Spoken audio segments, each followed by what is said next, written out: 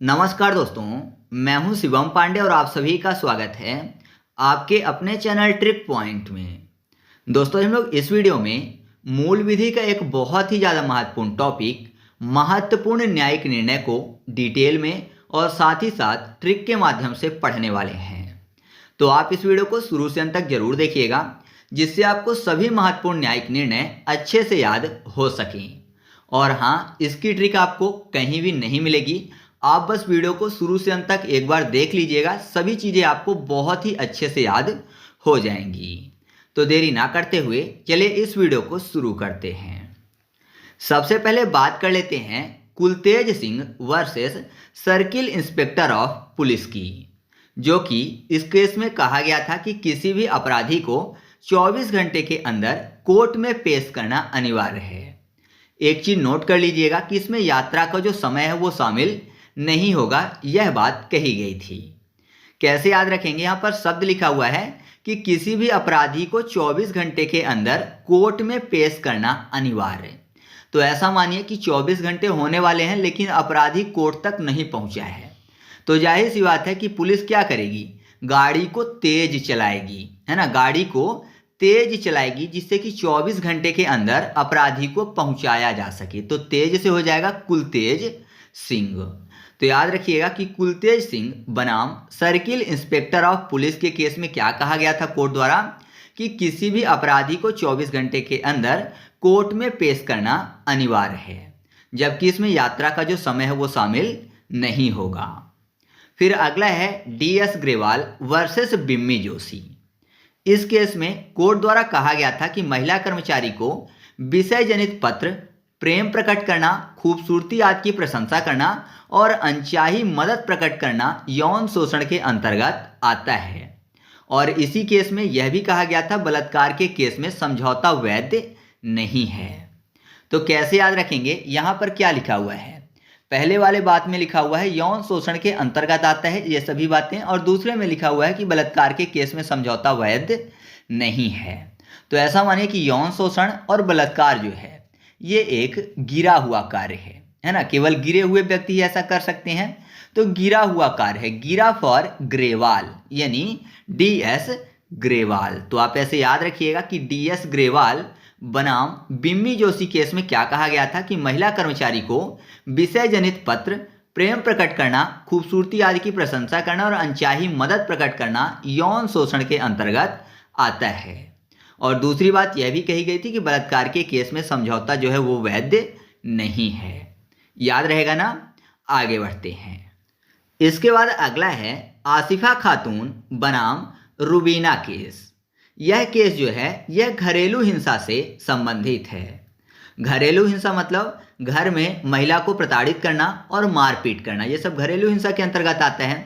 कैसे याद रखेंगे? खातून में आपको शब्द मिल जाएगा खातू। ऐसा मानिए कि महिला ने क्या किया, खाना बनाया, खाने में नमक या मिर्च बहुत ज़्यादा हो गया, तो अब उसकी सास या पति या ससुर कोई भी क्या बोल रहे हैं, महिला को जबरदस्ती वो खाना खिला रहे हैं, बहुत ज़्यादा तीखा है, महिला को जबरदस्ती खिला रहे हैं, बोल रहे हैं खा तू, है ना। जबरदस्ती क्या बोल रहे हैं? खा तू। तो अगर ऐसा करेंगे तो घरेलू हिंसा कहलाएगी। तो आप ऐसे याद रखिएगा, खातू से हो जाएगा आसिफा खातून वर्सेस रुबीना।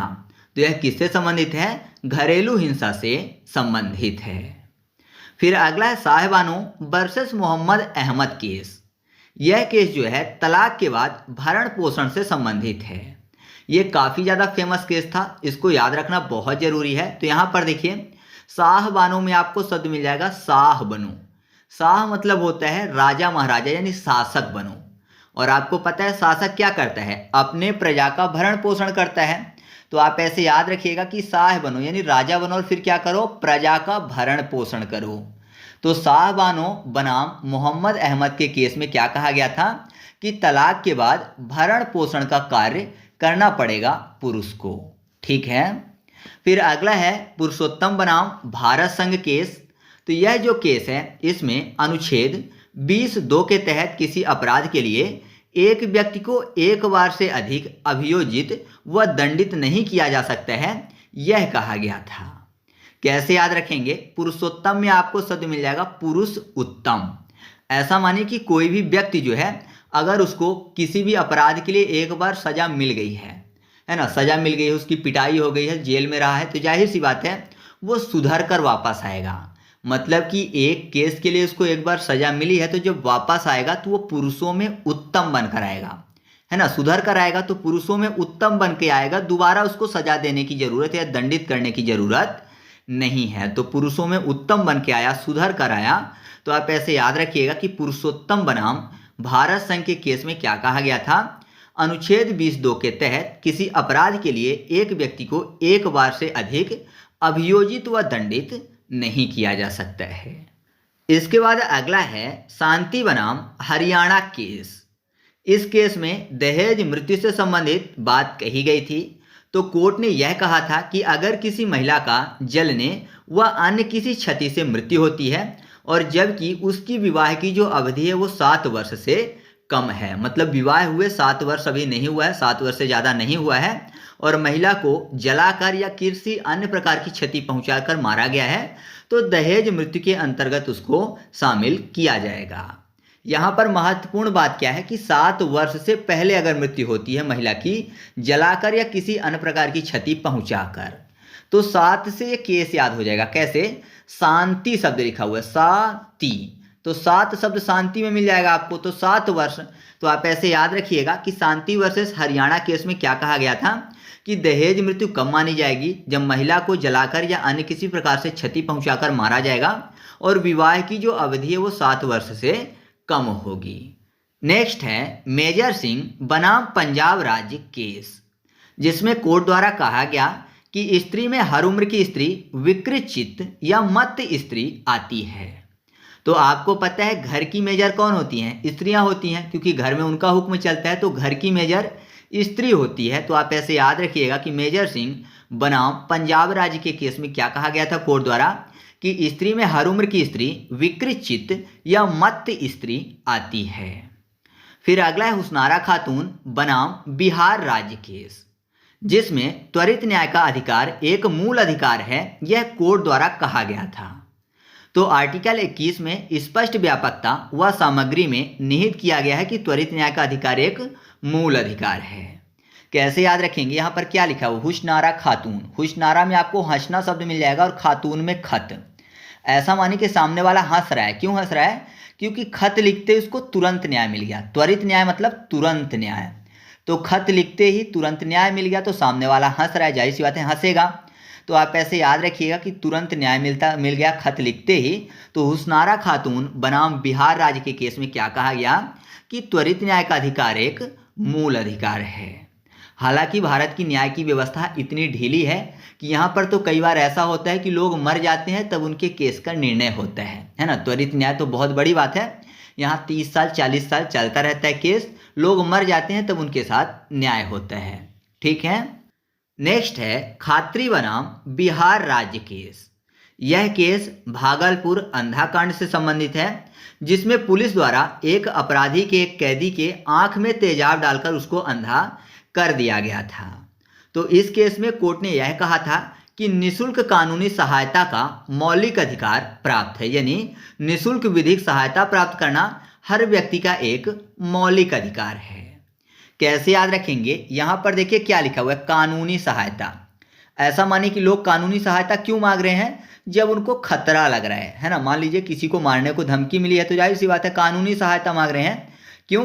क्योंकि खतरा उनको है, तो खतरा फॉर खत्री हो जाएगा। तो याद रखिएगा खत्री बनाम बिहार राज्य के केस में क्या कहा गया था कि निःशुल्क विधि सहायता प्राप्त करना एक मौलिक अधिकार है। ठीक है। इसके बाद अगला है शेर सिंह बनाम पंजाब राज्य केस, जिसमें कहा गया था कोर्ट द्वारा कि मृत्युदंड को आजीवन कारावास में बदलने की जो शक्ति है वो राष्ट्रपति को प्राप्त है। कैसे याद रखेंगे? शेर सिंह में आपको शब्द मिल जाएगा शेर। शेर आपको पता है जंगल का राजा होता है, तो जंगल का राजा है वो चाहे तो किसी को मृत्युदंड दे और चाहे तो माफ कर दे, है ना। जंगल का राजा शेर है, तो शेर चाहे तो किसी भी जानवर को मृत्युदंड दे सकता है और चाहे तो उसको माफ कर सकता है। तो आप ऐसे याद रखिएगा कि मृत्युदंड को आजीवन कारावास में बदलने की जो शक्ति है वो किसको है? राष्ट्रपति को प्राप्त है। ठीक है। तो शेर कौन होता है? जंगल का राष्ट्रपति जैसा होता है, राजा होता है। ठीक है। फिर अगला है सरला मुदगल बनाम भारत संघ केस। तो इस केस में यह कहा गया था कि दूसरी शादी करना दंडनीय अपराध है लेकिन मान्य होगी, है ना। मतलब दूसरी शादी अगर कोई करता है तो उसको दंड दिया जाएगा लेकिन वो शादी मान्य होगी। इसके अलावा किसी अन्य धर्म का जो पुरुष है अगर इस्लाम धर्म को कबूल करके दूसरी शादी करता है तो वह अमान्य होगी अगर पहली शादी भंग नहीं हुई है। तो कैसे याद रखेंगे, यहाँ पर कुल मिलाकर दूसरे विवाह की बात हो रही है। सरला मुदगल में आपको शब्द मिल जाएगा मूद गर्ल। ऐसा मानिए कि एक गर्ल, एक लड़की जिससे शादी हो चुकी है उसको मूद रहा है। मूदना मतलब क्या होता है, ढकना, छिपाना। तो एक लड़की को छिपा रहा है और दूसरी शादी कर रहा है ना। तो मूद रहा है गर्ल को, पहले वाली को मूद रहा है और दूसरे वाली से विवाह कर रहा है। तो आप ऐसे याद रखिएगा कि नाम से स्पष्ट हो रहा है कि सरला मुदगल बनाम भारत संघ के केस में क्या कहा गया था कि दूसरी शादी करना दंडनीय अपराध है लेकिन मान्य होगी, और किसी अन्य धर्म का पुरुष अगर इस्लाम धर्म को कबूल करके दूसरी शादी करता है तो वह अमान्य होगी अगर पहली शादी भंग नहीं हुई है। लेकिन अगर पहली शादी भंग हो गई है फिर वह दूसरे धर्म का जो पुरुष है इस्लाम धर्म को कबूल करता है तो वह शादी मान्य होगी। ठीक है। नेक्स्ट है नालसा बनाम भारत संघ केस, जिसमें सुप्रीम कोर्ट द्वारा किन्नर को तीसरे लिंग के रूप में स्वीकार किया गया था। कैसे याद रखेंगे, नालसा को थोड़ा सा तोतले शब्द में पढ़ते हैं तो आपको शब्द मिल जाएगा नल सा, नाल सा, नर सा, यानी नर सा दिख रहा है। तो जाहिर सी बात है जो किन्नर होते हैं या तो नर सा दिखते हैं थोड़ा सा या फिर नारी सा दिखते हैं, है ना। होते नहीं हैं लेकिन दिखते हैं तो नल सा दिख रहा है। तो आप ऐसे याद रखिएगा कि नालसा बनाम भारत संघ केस में किन्नर को तीसरे लिंग के रूप में स्वीकार किया गया था। मैं आपको एक चीज़ क्लियर कर दूं कि मेरी जितनी भी वीडियो रहती हैं और जितनी भी ट्रिक रहती हैं वो किसी भी व्यक्ति, समुदाय या फिर किसी भी संस्था की भावना को ठेस पहुंचाने के लिए बिल्कुल भी नहीं होती हैं। केवल और केवल ज्ञान को बढ़ाने के लिए और चीज़ों को याद करवाने के लिए होती हैं। तो आप इसको गलत ढंग से कहीं मत लीजिएगा, ठीक है।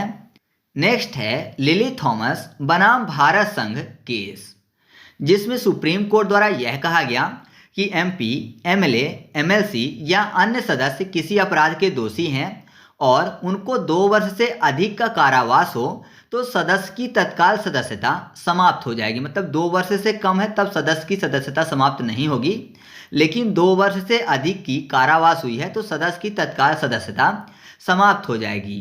और एक चीज़ और नोट कर लीजिएगा कि उनको 6 वर्ष के लिए प्रतिबंधित कर दिया जाएगा। मान लीजिए किसी को 3 साल की सजा हुई है तो वह 3 साल वो चुनाव नहीं लड़ेंगे प्लस 6 साल और वो प्रतिबंधित रहेंगे। कैसे याद रखेंगे, लिली को लालू कर लेते हैं। आपको पता है लालू जो है वो एमपी एमएलए रह चुके हैं, है ना। मतलब कि वो किसी न किसी पार्टी से नेता विधायक रह चुके हैं। तो जाहिर सी बात है ये नेता विधायक से संबंधित कार्य है। तो याद रखिएगा लालू फॉर लिली थॉमस बनाम भारत संघ केस। इसके बाद अगला है सफीन जहान बनाम अशोकन केएम केस। इस केस में धर्म परिवर्तन इच्छानुसार करना मौलिक अधिकार है, यह कहा गया है। कैसे याद रखेंगे, जब बात होती है धर्म परिवर्तन की तो याद आता है अशोक। आपको पता है कि अशोक ने कलिंग युद्ध में भीषण नरसंहार करने के बाद क्या किया था, धर्म परिवर्तन किया था, है ना। उसका हृदय बदल गया था भीषण नरसंहार करने के बाद।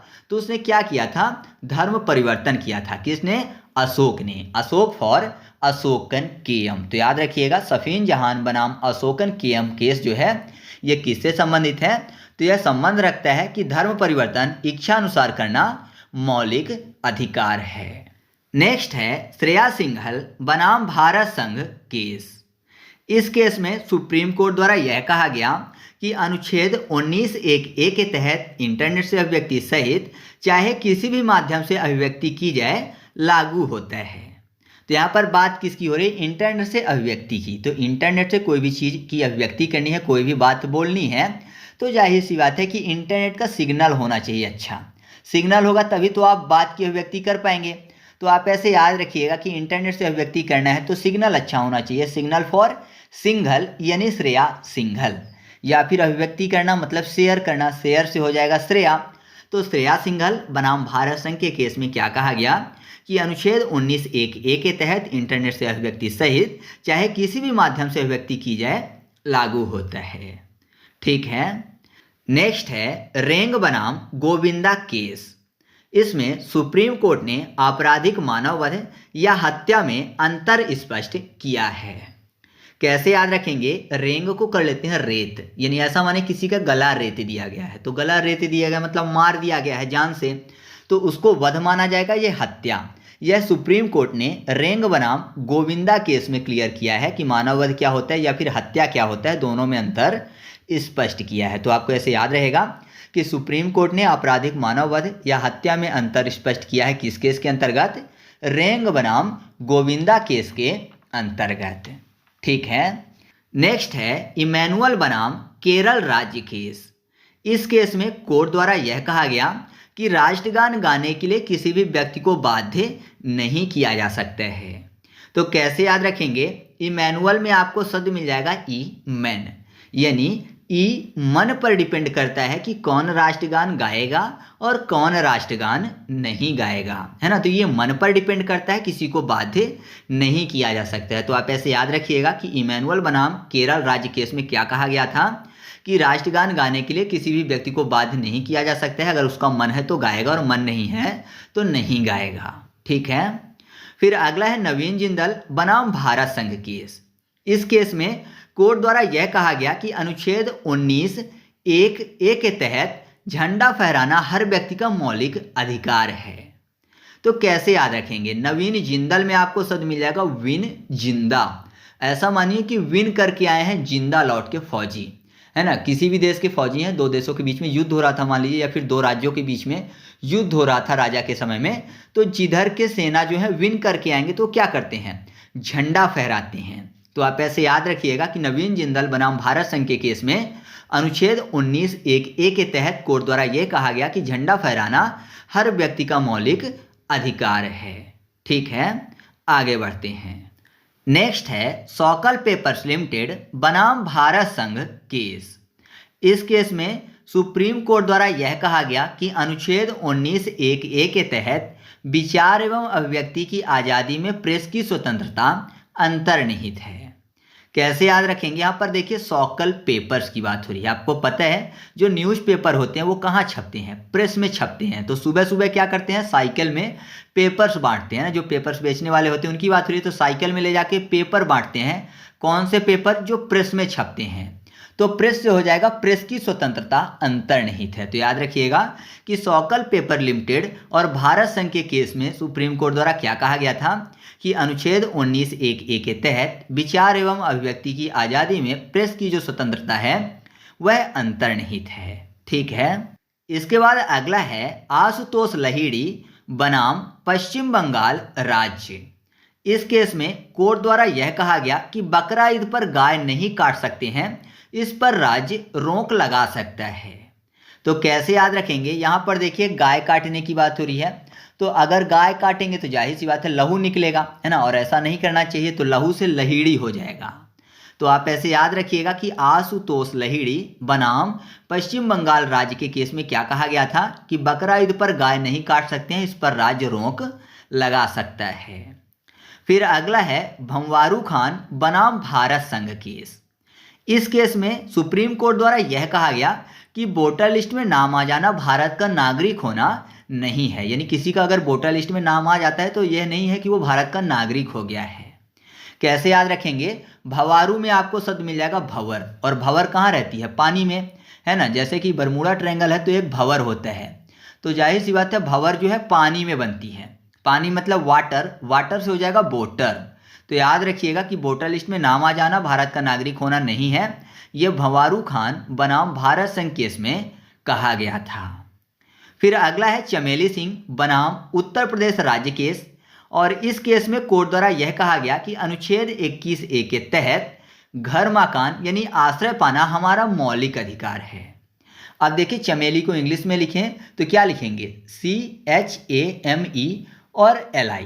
तो यहाँ पर C के बाद HAME को कर लेते हैं HOME यानी होम यानी घर। तो घर आश्रय पाना हमारा मौलिक अधिकार है, यही तो कहा गया चमेली सिंह बनाम उत्तर प्रदेश राज्य के केस में। इसके बाद अगला है खड़क सिंह बनाम उत्तर प्रदेश केस। इस केस में कोर्ट द्वारा यह कहा गया कि पुलिस रात में किसी नागरिक का दरवाजा नहीं खटखटा सकती है अगर ऐसा करती है तो अनुच्छेद 21 का उल्लंघन है। और साथ में यह भी कहा गया कि महिला को महिला पुलिस आरक्षी द्वारा ही दिन में गिरफ्तार किया जा सकता है।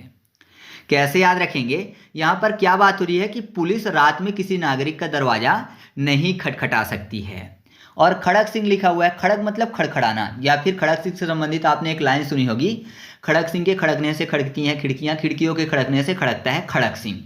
तो खड़कने की बात हो रही है या फिर खड़खड़ाने की बात हो रही है, तो याद रखिएगा कि खड़क सिंह बनाम उत्तर प्रदेश राज्य के केस में क्या कहा गया था कि पुलिस रात में किसी नागरिक का दरवाजा नहीं खटखटा सकती है। अगर ऐसा करती है तो अनुच्छेद 21 का उल्लंघन है, साथ ही महिला को किसी महिला आरक्षी द्वारा ही गिरफ्तार किया जाएगा।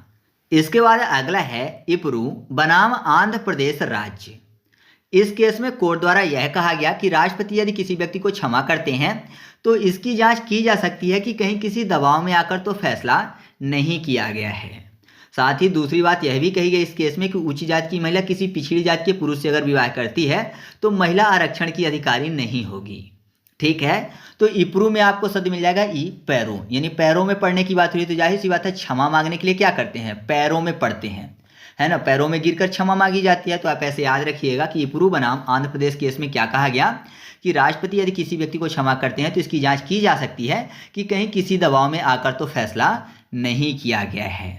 अब बात किसकी हो रही है दूसरे केस में कि उच्च जाति की महिला किसी पिछड़ी जाति के पुरुष से विवाह करती है तो महिला आरक्षण की अधिकारी नहीं होगी। इपरू में आपको शब्द मिल जाएगा उपरू, यानी ऊपर की बात। यहाँ पर उच्च जाति की महिला, उच्च जाति मतलब ऊपर वाले जाति, तो आप ऐसे इसको याद रख सकते हो।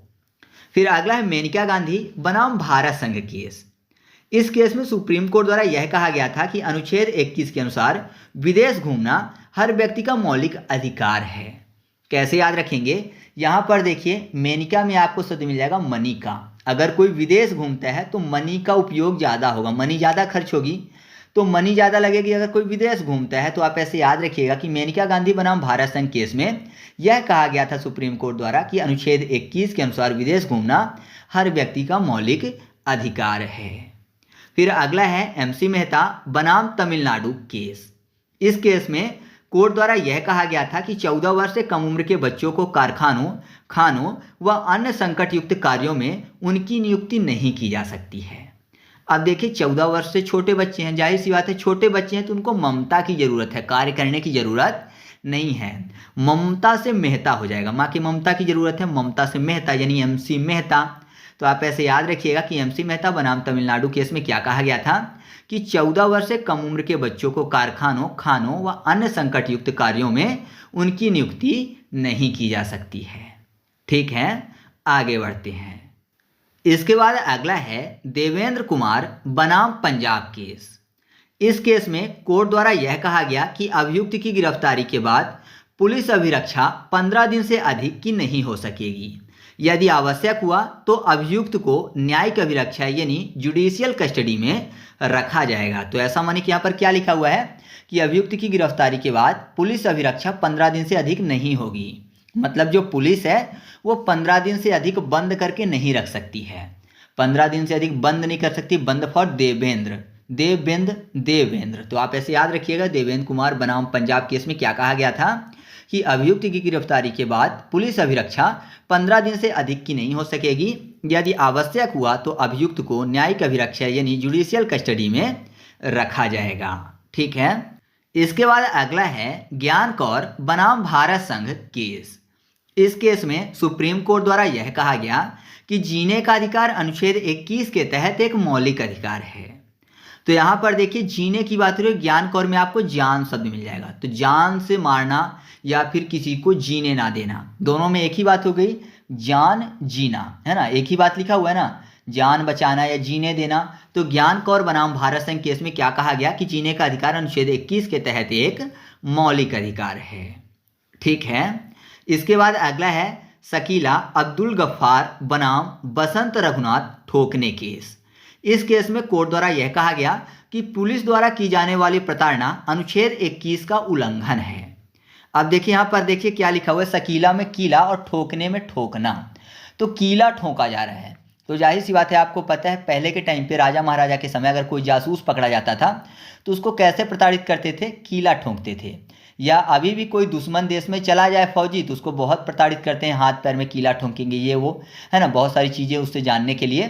तो कीला ठोंकना एक प्रताड़ना करना है। तो यहाँ पर क्या लिखा हुआ है, पुलिस द्वारा की जाने वाली प्रताड़ना अनुच्छेद 21 का उल्लंघन है। यह किस केस में कहा गया, शकीला अब्दुल गफ्फार बनाम बसंत रघुनाथ ठोकने केस में। ठीक है, तो इस तरीके से अपना पार्ट 1 यहीं पर कंप्लीट हुआ। इस पार्ट में हम लोगों ने लगभग 30 से 32 महत्वपूर्ण केसों को ट्रिक के माध्यम से याद किया है। अगले जो 30 से 40 और महत्वपूर्ण केस हैं उनको हम लोग अगले पार्ट में याद करेंगे। तो यह वीडियो आपको अच्छी लगी तो वीडियो को लाइक कर दीजिएगा और दोस्तों को भी शेयर कर दीजिएगा। तो चलिए मिलते हैं अगले वीडियो में, तब तक के लिए जय हिंद।